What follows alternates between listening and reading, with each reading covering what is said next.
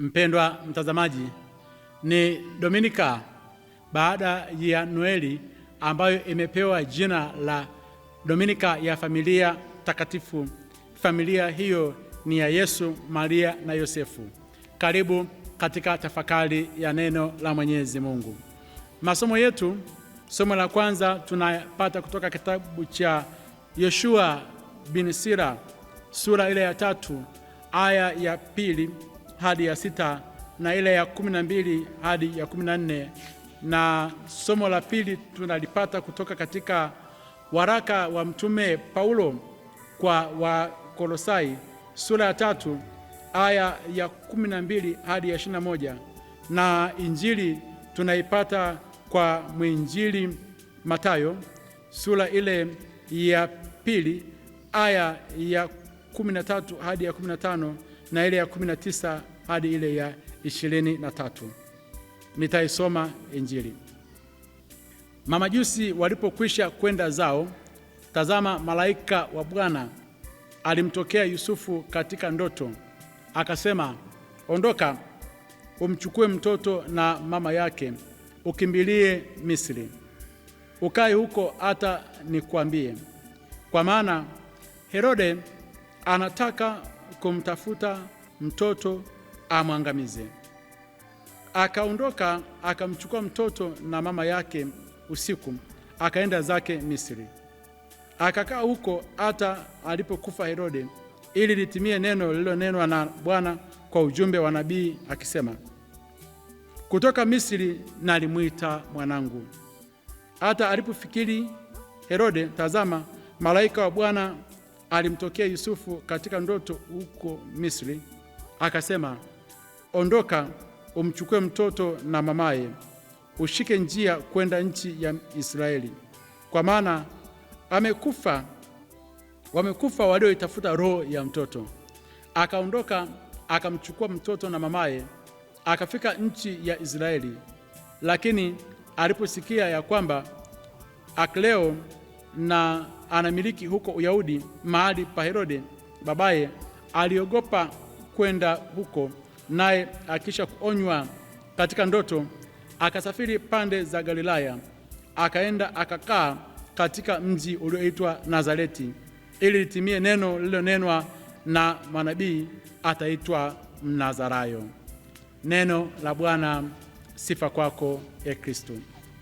Mpendwa mtazamaji, tunakutana na neno hili la familia takatifu. Familia ni nini? Familia ni kundi ambalo linajumlisha baba, mama na watoto,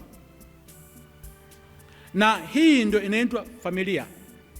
Ni mahali ambapo Mwenyezi Mungu yeye tokea kuumbwa kwa ulimwengu aliamua kutengeneza familia ambayo ilikuwa ni ya Adam na Eva, na akasema kwamba zaeni mkaongezeke. Ni mahali ambapo mambo makubwa yanazaliwa. Ni mahali ambapo wataalamu wa mbalimbali wanazaliwa. Ni mahali ambapo watu wa Mungu wanazaliwa. Ni mahali ambapo viongozi wakubwa wa nchi wanazaliwa kwenye familia. Sasa familia hii ambayo tunakuja kuiona siku ya leo ni familia ambayo yenyewe imepewa jina tofauti. Badala ya kuanza kwa baba, baadaye anakuja mama, anakuja mtoto. Sasa yenyewe imekuwa ni familia ya Yesu ambaye ni mtoto, amezaliwa tarehe 25 hiyo. Maria yule aliyepewa habari na malaika Gabriel kama atamzaa mtoto, na Yusufu baba amewekwa mwishoni. Alafu imepewa kwamba hiyo ni familia takatifu. Na kama kuna familia takatifu, basi kuna familia ambazo sio takatifu. Hata tuziache hizo familia ambazo sio takatifu, tuiangalie hii familia takatifu. Kwa nini inaitwa familia takatifu? Inaitwa familia takatifu kwa ajili ya mambo yafuatayo. Kwanza, ni familia ambayo wao wenyewe, ukianza na Maria alafu ukaja na Yosefu, walikubali kumweka Mwenyezi Mungu katikati ya maisha yao. Emmanuel, Mungu pamoja na sisi, alikuwa katikati yao. Kwa hiyo walivyomweka Emmanuel kuwa katikati ya maisha yao, ndipo hii familia hii ikawa ni takatifu. Ilikuwaje? Ni familia iliyopita katika migogoro mizito tokea mwanzo wa maisha yao ya uchumba. Tunamuona Yusufu anamuona Maria kwamba ni mjamzito, na kabla ya Maria kuweza kuwa mjamzito, tunamuona Maria anakubali mpango wa Mwenyezi Mungu kwamba achukue mimba wakati tayari ameshavishwa pete ya uchumba. Na huyu Yusufu anakubali pote ya pote, jamii hata kama haitaweza kunielewa, lakini Emmanuel aje katikati yangu. Anakubali mpango wa Mwenyezi Mungu, anaweka pembeni mambo yake yote. Binti amejitoa muhanga, yuko tayari kufa kwa ajili ya ukombozi wa taifa. Yusufu naye mwenyewe pia anaona dalili za huyu Maria kwamba ni mjamzito, anaamua kumwacha kwa siri asimwaibishe. Lakini baadaye anarudishwa na huyu malaika kwamba rudi kamchukue huyu Maria, kwa sababu mimba yake ni kwa uwezo wa Roho Mtakatifu. Utakatifu unakuja kwa sababu Yusufu alikuwa ni mtu wa haki, hakumwaibisha Maria, anakubali kulea mtoto ambaye si wa kwake, na huyu ndio amekuja kumpatia heshima. Kwa hii familia ni takatifu kwa sababu ilikubali kuacha mambo yao, ikakubali kushikilia mambo ya kimungu. Yusufu amekubali kuacha maisha yake, kuacha familia yake, anakubali kuja kumtunza mtoto ambaye si wa kwake, na kwa sababu aliambiwa na malaika. Kwa ni familia iliyopita katika changamoto, ambapo katika swala zima la haya mambo ya kimungu yanayofanyika katikati yao, ni ngumu kuweza kumweleza mwingine eti malaika Gabrieli aliongea na mimi. Ni ngumu kuweza kukubali kuchukua mimba, kulea mimba ambayo si ya kwako, jamii na kutazama namna gani. Na kwa sababu mmevunja ule utaratibu, kwa sababu tokea posa itolewe lazima upite mwaka mmoja ndipo ndoa ije ifungwe. Jamii nzima ile yote, waumini wale wote wakawa wanamuona, wamesema mzee Yusufu ameshindwa kuweza kujitunza katika uzee wake, katika umri kama huo, amempatia mimba Maria katika hali ile katika hali ile ya uzee. Na hata mtoto anapokuja kuzaliwa hafanani na Yusufu. Yusufu ilibidi asimamie ukweli ule kwamba huyu ni mtoto wangu. Wanamuona mtoto hafanani kabisa na Yusufu, bali yeye ni mwana wa Mwenyezi Mungu. Alibakia katika ile haki. Ndio huo utakatifu ambao unaingizwa katika hii familia. Familia hii takatifu ina sifa nyingine ya ajabu sana, kwamba katika Injili tumesikia mtoto Yesu alipozaliwa pale Betlehemu alikataliwa, milango ilifungwa. Angekuwa mwingine, angekuwa ni Maria, angeanza kuwaambia wale wote waliokuwa wamefunga milango kwamba hamjui kwamba ndani ya tumbo langu nimemchukua mkombozi wa ulimwengu, na kwamba akizaliwa ninyi wenye matatizo, huyu mwanangu hata kuja kuwasaidia. Alikaa kimya hata alipokuwa amekataliwa. Nyakati unazokataliwa, unapofungiwa milango na baadhi ya watu, familia yako inapokataliwa, inapofungiwa milango na baadhi ya watu, je, unayabeba hayo yote ndani ya moyo wako kwamba Mwenyezi Mungu ameruhusu jambo hili? Au ndio unakuwa mkali, unaanza kuwatangazia watu kwamba subirini nikija kufanikiwa mtanitambua, na mwanangu akija kufanikiwa mtatutambua? Aliyabeba yote. Katika nyakati za kukataliwa, mshukuru Mungu.